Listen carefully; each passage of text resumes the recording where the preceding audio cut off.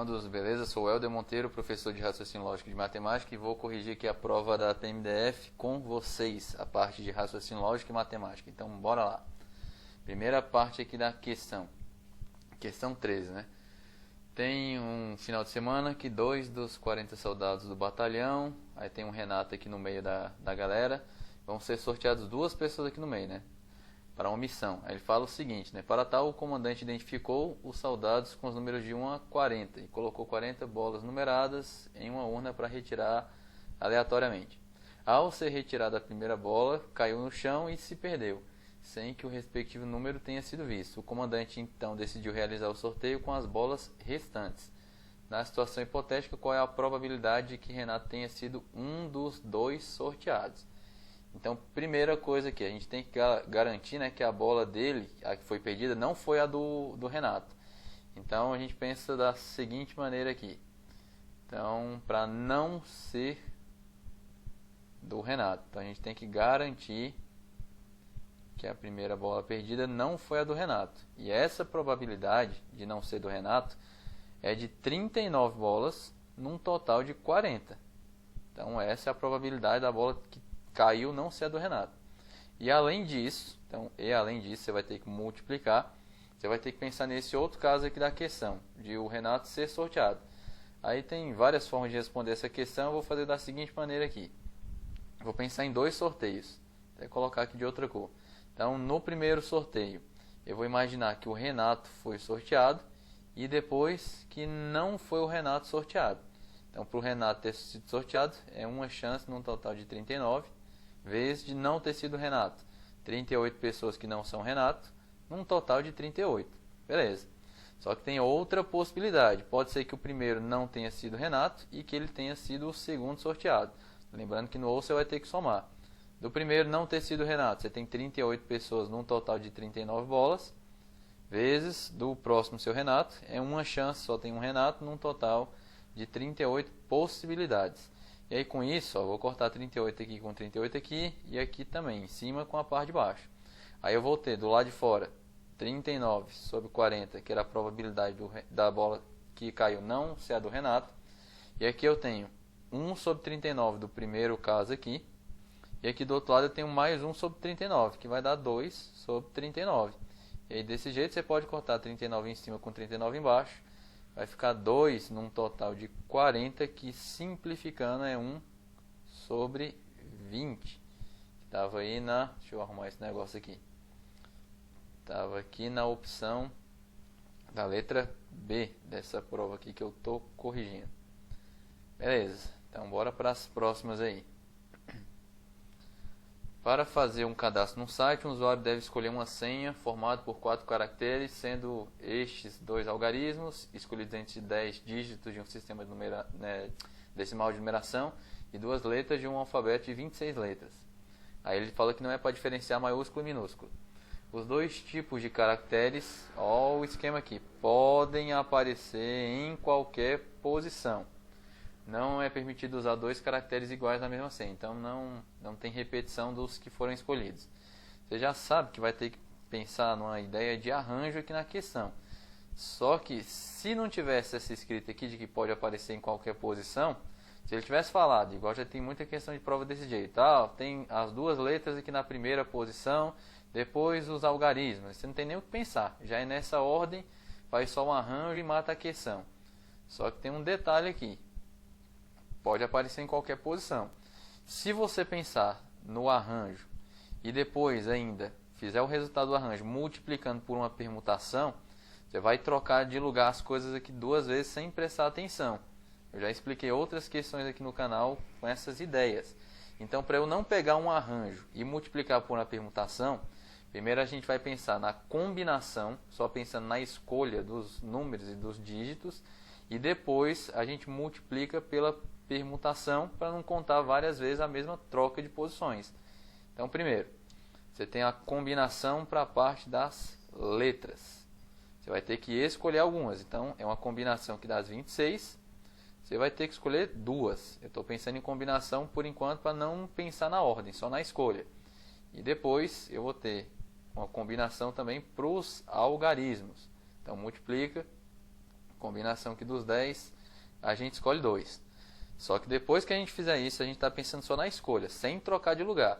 E para trocar de lugar, a gente vai ter que permutar os 4 elementos que a gente tem aqui na questão. E a permutação dos 4 elementos, nesse caso vai ser uma permutação sem repetição, ó, porque ele falou que não tem dígitos repetidos, não tem dígitos iguais. Então, combinação que dos 26 você escolhe 2, vai ficar 26 vezes 25, depois embaixo 2 vezes 1. Combinação que de 10 você escolhe 2, decresce 2 casinhas em cima, coloca 2 e 1 aqui embaixo. Permutação dos 4 vai ser 4 fatorial, que é 4 vezes 3 vezes 2 vezes 1. Então aqui a gente sai simplificando, é 26 com 2, 13, o 10 aqui com 2 dá 5, e só repetir os números aqui, 13, 25, 5, 9, e o resultado de 4 fatorial que dá 24.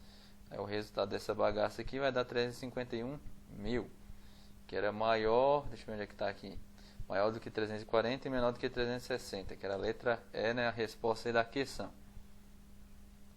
Próxima aí, ixi, essa questão aqui aparece muito.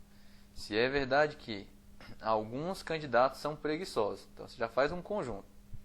Alguns candidatos são preguiçosos, então vou fazer um conjunto aqui de quem é candidato com interseção com preguiçoso. Vou até mudar de cor aqui, que eu sempre faço desse jeito. E que nenhum filho é preguiçoso. Então, nenhum filho único, né, é preguiçoso. Então, ó, você tem que deixar separado o conjunto de filho único com o conjunto de preguiçoso. Só que eu não sei nada de filho único com candidato. Então, pode ser que tenha uma interseção entre o conjunto do filho único com quem é candidato. Só que isso aqui é uma dúvida, não é uma certeza absoluta. Eu só sei que tem que manter separado filho único de preguiçoso. Só isso. Voltando agora para o enunciado da questão, para a gente matar ela. Olha a sua palavra-chave aqui. Alguns candidatos são preguiçosos. Você já tem certeza absoluta que tem alguém aqui nesse ponto que eu estou deixando pintado. Porque a questão falou que tem candidato que é preguiçoso. Então já é uma certeza absoluta esse ponto. O restante é tudo dúvida, porque ele não falou que tem só preguiçoso, não só candidato, não somente filho único. E eu não sei se tem filho único que é candidato. A única certeza é isso aqui que eu pintei. O restante pode ser que tenha, pode ser que não tenha, não é uma certeza absoluta. Agora das opções, vou jogar todas aqui para mostrar até porque que estão erradas. Letra A, algum candidato é filho único. Ó, tá errado, porque ele está falando desse pedaço aqui. Pode ser que tenha, só que pode ser que não tenha. Isso aqui é uma dúvida, então tá errado. Letra B, nenhum candidato é filho único. Está falando desse pedaço aqui novamente, que é uma dúvida. Não posso afirmar, então errado. Letra C, algum filho único é candidato. Também está errado, está falando de novo desse lugar que você tem dúvida, não dá para concluir. A próxima, algum candidato não é filho único. Essa está certa. Olha o ponto que eu tenho certeza aqui, que eu estou colocando esse asterisco aqui no meio. Quem está aqui nesse ponto é candidato e é preguiçoso, e ao mesmo tempo eu já tenho certeza que não é filho único. Então tem algum candidato que não é filho único. Justamente os que são preguiçosos. A última, nenhum filho único é candidato. Está errado, pode ser que tenha. Então seria uma dúvida, a letra E também está errada por esse motivo. Próxima. Deseja-se realizar uma festa popular no gramado da Esplanada dos Ministérios e para isso foi cercada uma área retangular. Então vou colocar aqui as dimensões que a questão te deu. De 300 metros por 500 metros. Por questões de segurança, a densidade média não pode ser maior do que 5 pessoas por metro quadrado. Depois a gente usa isso daqui. Com base nessa situação, é correto afirmar que o número máximo de pessoas que podem participar do evento vai ser de quanto? Então, primeiro você descobre a área. Para descobrir a área, vai ser, né, a base vezes a altura. Então, 500 vezes 300. Então, primeiro faz 5 vezes 3, 15. Acrescenta os 4 zeros aqui que a gente tem. Dá 150 mil metros quadrados. Aí aqui que vem um pulo da questão aqui, está mal escrita. Ó, a ideia, do jeito que está escrito, é que você tem 5 pessoas por metro quadrado. Então, em 1 metro quadrado, pode ter 5 pessoas. Só que você tem 150 mil metros quadrados. Ele quer saber quantas pessoas podem ter lá dentro. Você vai multiplicar cruzado, é uma regra de 3 diretamente proporcional. Se aumenta o número de pessoas, tem que aumentar o número de metros quadrados também, né? E vice-versa. Aí você teria que fazer, né, 15 vezes esse valor aqui. E 15 vezes isso vai dar 75 e acrescenta, né, os zeros que a gente já tinha. Daria 750 mil pessoas, só que não tem essa resposta para você marcar. Que aqui a questão fez o contrário. O que ele queria ter feito não era ter multiplicado 5 vezes 150. Ele queria ter dividido, né, 150 mil metros quadrados pelas 5 pessoas da questão. Então ele te deu uma escrita totalmente errada aqui. Deveria ser essa a resposta, nem tem para você marcar. O que ele queria que você marcasse era 30, mas não tem nem a opção, então eles vão ter que anular essa questão aí. Então bora para a próxima aí. Então, só repetindo para quem não entendeu, o que a questão queria que você tivesse feito era ter pego 150 mil e dividir por 5. Fazendo isso, você encontra 30 mil. Só que não é isso que está escrito. É 5 pessoas por metro quadrado. Então, em 1 metro tem 5 pessoas. Fazendo a regra de 3, não vai dar isso daqui. Então, não tem nem opção, vai ter que anular mesmo. Próxima e última. Tem uma mistura A que tem água e clorofórmio, benzeno na proporção 1:2:3. Na mistura B a proporção é 3:4:5. Aí, considerando as informações, qual é a fração do clorofórmio presente em uma terceira mistura, que é composta por 1 litro da mistura A com 2 litros da mistura B. Então, ó, o total da mistura, vou deixar aqui escrito, o total da mistura vai ser de 3 litros. E o que é esse total da mistura? É o que tem água, mais a parte que tem clorofórmio, mais a parte que tem benzeno. Beleza? E as proporções, você vai fazer da seguinte forma.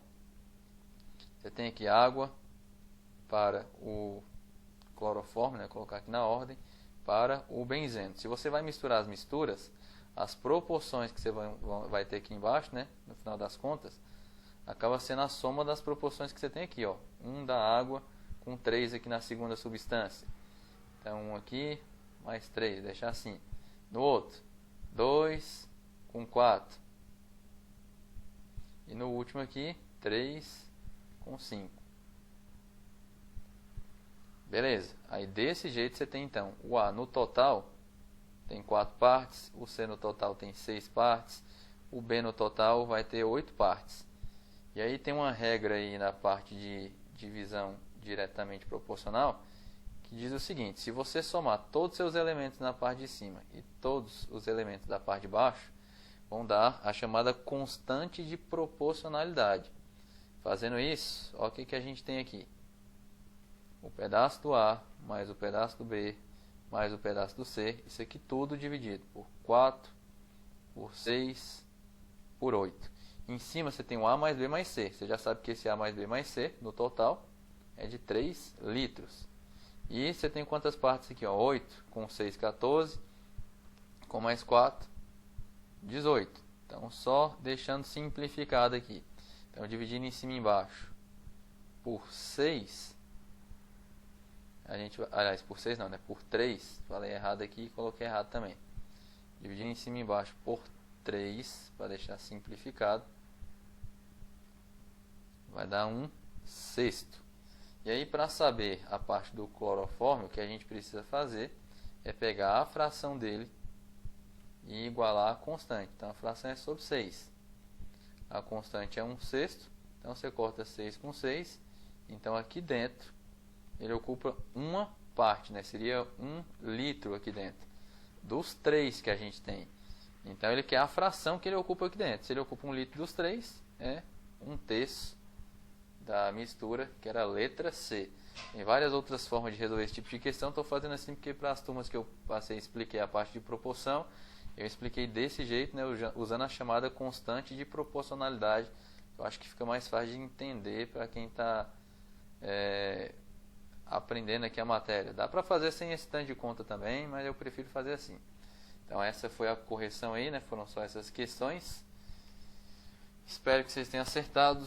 Bons estudos aí, fica aí de olho que depois eu coloco mais dicas de outras provas, outras correções também. Deixa aí seu gostei, divulga aí para seus amigos também. E lembrando que lá no Instagram eu estou colocando um bocado de informações de raciocínio lógico e matemática também. Até mais aí para vocês.